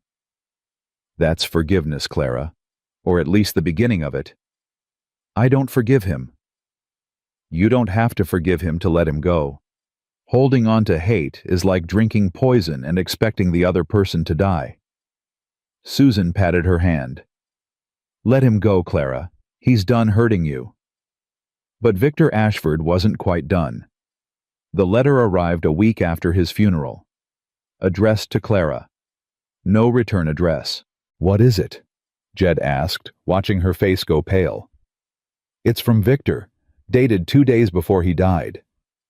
Clara's hands shook as she read. He says he has a confession to make, before he dies, before he faces judgment. What kind of confession? Clara kept reading. Her face went from pale to white. Clara, what does it say? He says the fire wasn't about the horses. It wasn't about the ranch. Her voice cracked. He says he paid someone to set that fire specifically because he knew I'd come out to help. He knew I was pregnant. He knew the stress could... She couldn't finish. Jed took the letter from her trembling hands, read it himself. His face turned to stone. Eleanor, he said quietly. He killed Eleanor. He didn't know it would cause a miscarriage. He just wanted to hurt me. Wanted to prove he could reach us even from prison. Clara's tears fell onto her skirt. Our daughter died because a bitter old man wanted revenge. I'll kill him. He's already dead, Jed. Then I'll dig him up and kill him again. Clara almost laughed. Almost. What do we do with this? Jed asked. Do we tell the children? Do we? We burn it. Clara took the letter back. We burn it and we never speak of it again. Victor Ashford has taken enough from us. He doesn't get to take our peace too. Not from the grave. She walked to the fireplace, threw the letter into the flames, watched it burn. Goodbye, Victor, she whispered. May God have mercy on your soul, because I never will. The fire consumed the paper. The confession turned to ash, and Clara McAllister closed that chapter of her life forever. The boys grew. The ranch grew with them. By 1895, Thomas was 20 years old and running most of the cattle operation. He'd married a schoolteacher named Elizabeth, and Clara was about to become a grandmother. You're too young to be a grandmother, Jed complained. I'm 46 years old. Like I said, too young. You're 61. Does that make you too old to be a grandfather? I'm exactly the right age to be a grandfather. Grandfathers are supposed to be distinguished and gray. Grandmothers are supposed to be... Not you. Clara laughed. What am I supposed to be, though? Mine. Jed pulled her close. You're supposed to be mine. Always. I am yours. Always. He kissed her. 17 years of marriage, and he still kissed her like she was the most precious thing in the world. I love you, Clara McAllister. I love you too, Jed McAllister, even when you're being ridiculous. I'm never ridiculous. I'm distinguished. You're something all right. Their first grandchild was born in the spring, a girl. Thomas and Elizabeth named her Eleanor after the aunt she'd never meet. Clara held her granddaughter for the first time and wept. She's perfect, she whispered. She's absolutely perfect. She looks like you, Thomas said. Same stubborn chin. That's not stubborn. That's determined. Same thing, Mama. Over the next few years, more grandchildren followed. The big house that had once been empty was now overflowing with noise and chaos and life. William married a rancher's daughter and started his own spread to the north. James surprised everyone by going to medical school, inspired, he said, by Dr. Whitfield's dedication to their family. Samuel became a lawyer. He moved to Austin and started fighting for workers' rights for fair wages, for the kind of justice Clara had never dared to hope for when she was young. Daniel took over the horse breeding program. He had his mother's eye for bloodlines and his father's stubbornness. And Matthew the peacemaker became a minister. He preached in a small church not far from the ranch, and every Sunday the whole family gathered to hear him speak about love and forgiveness and second chances. You did this, Jed told Clara one Sunday after services. You built this family, this legacy. We built it together. You built it. I just provided the raw materials. He smiled. And the money. Let's not forget the money. How could I forget? You remind me every chance you get. Someone has to. You're too humble. I'm not humble. I just know what matters. Clara looked at her sons, her daughters-in-law, her grandchildren, all gathered together, all healthy, all happy. This is what matters. Not the money, not the land, not the reputation. This. Jed took her hand. Best dollar I ever spent. You keep saying that. Because it's still true. In the winter of 1900, Jed fell ill. It started as a cough. Just a cough. Nothing serious. He was 76 years old. He'd had coughs before, but this one didn't go away. Pneumonia, Dr. James McAllister, their own son, said grimly after examining his father. His lungs are filling with fluid. At his age, with his history. Don't, Clara said sharply. Don't tell me he's going to die. He can't die. He's Jedediah McAllister. He doesn't die. Mama, no. Clara's voice cracked. I won't accept it. I won't. She stayed by his bed, day and night, held his hand, talked to him even when he was too weak to respond. You can't leave me, she whispered. You promised. You promised we'd grow old together. You're not allowed to break that promise, Jed. You're not allowed. Clara. His voice was barely audible, a rasp, a shadow of what it once was. I'm here. I'm right here. Best dollar? Don't talk. Save your strength. Best dollar I ever spent. He squeezed her hand weakly. You gave me everything, Clara. Everything I never knew. I wanted. I gave you what you gave me. A second chance. A real life. A family. 7 sons. 7 sons. And grandchildren. And a legacy that will outlast both of us. Jed's eyes found hers. Still gray. Still winter cold. But warmer now than they'd been the day they met. I'm tired, he whispered. I know. Rest. Will you be all right when I'm gone? I'll be devastated. I'll be lost. I'll probably cry for a year. Clara's tears fell onto their joined hands. But I'll survive. I always survive. You taught me that. You taught me I was worth more than what the world said I was worth. You were always worth more. I just saw it first. Rest now, Jed. I'll be here when you wake up." He smiled.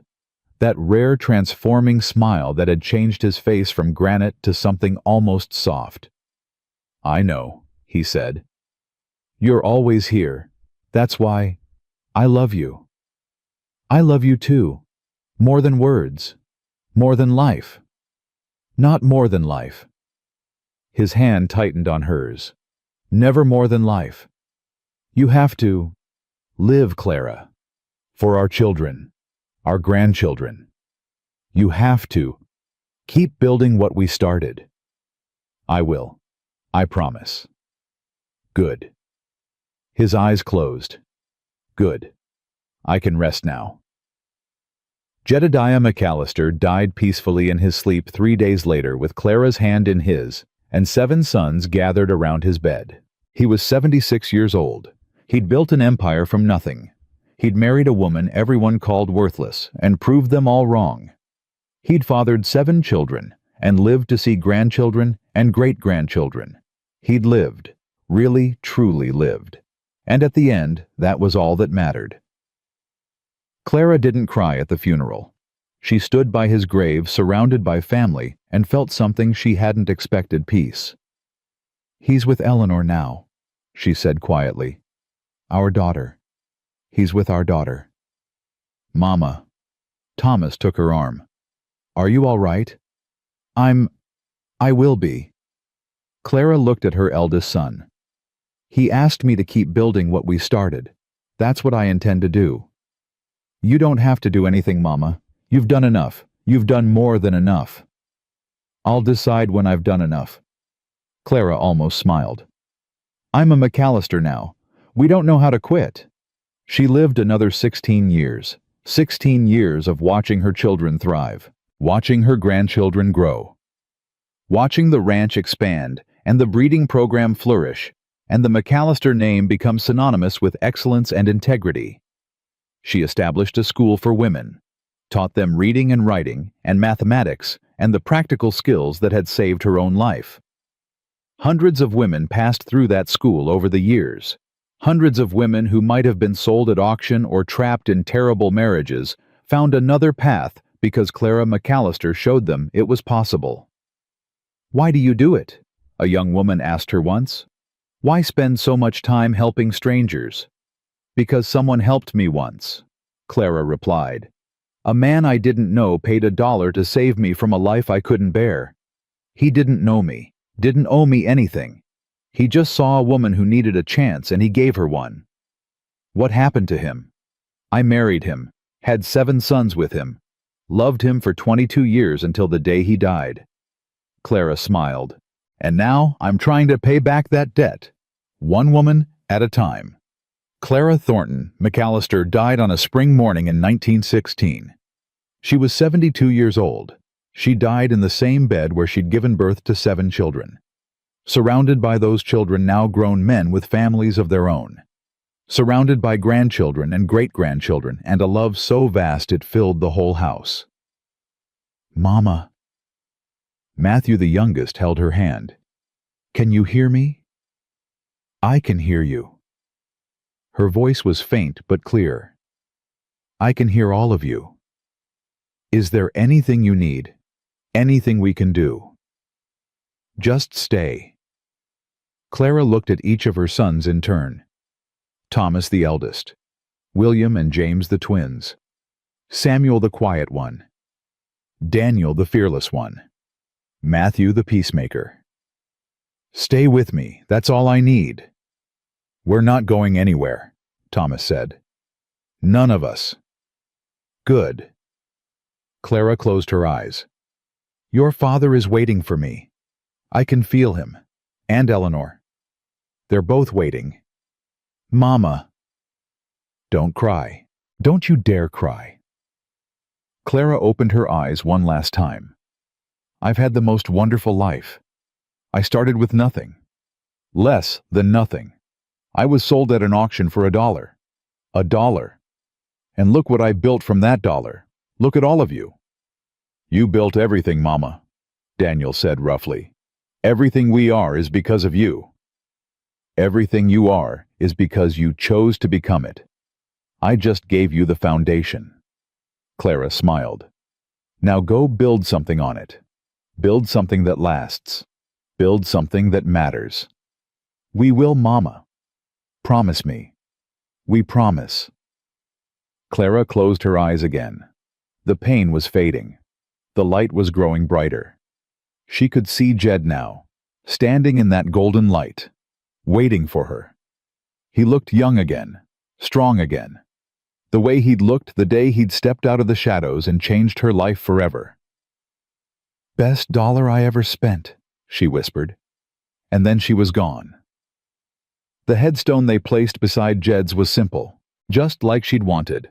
Clara Thornton McAllister, 1844 to 1916. Wife, mother, builder of legacies. But the real monument to her life wasn't made of stone. It was made of children and grandchildren and great-grandchildren. It was made of a ranch that thrived for 100 years. It was made of a school that educated thousands of women. It was made of a breeding program that set the standard for excellence across the American West. It was made of a story that got told and retold across generations. The story of a woman who was sold for $1 and proved she was worth more than gold. The auction bride who built an empire. The barren woman who gave birth to a dynasty. The worthless widow who became the most valuable thing a broken man had ever found. Clara Thornton McAllister. She started with $1 and nothing else. She ended with 7 sons, 43 grandchildren, and a legacy that would echo through history. And it all began with a giant stepping out of the shadows, looking at a woman everyone had dismissed, and saying one word, $1. One chance. One woman who proved that worth isn't measured by what others are willing to pay, but by what you're willing to build. That was her legacy. That was her story. And it was worth every penny.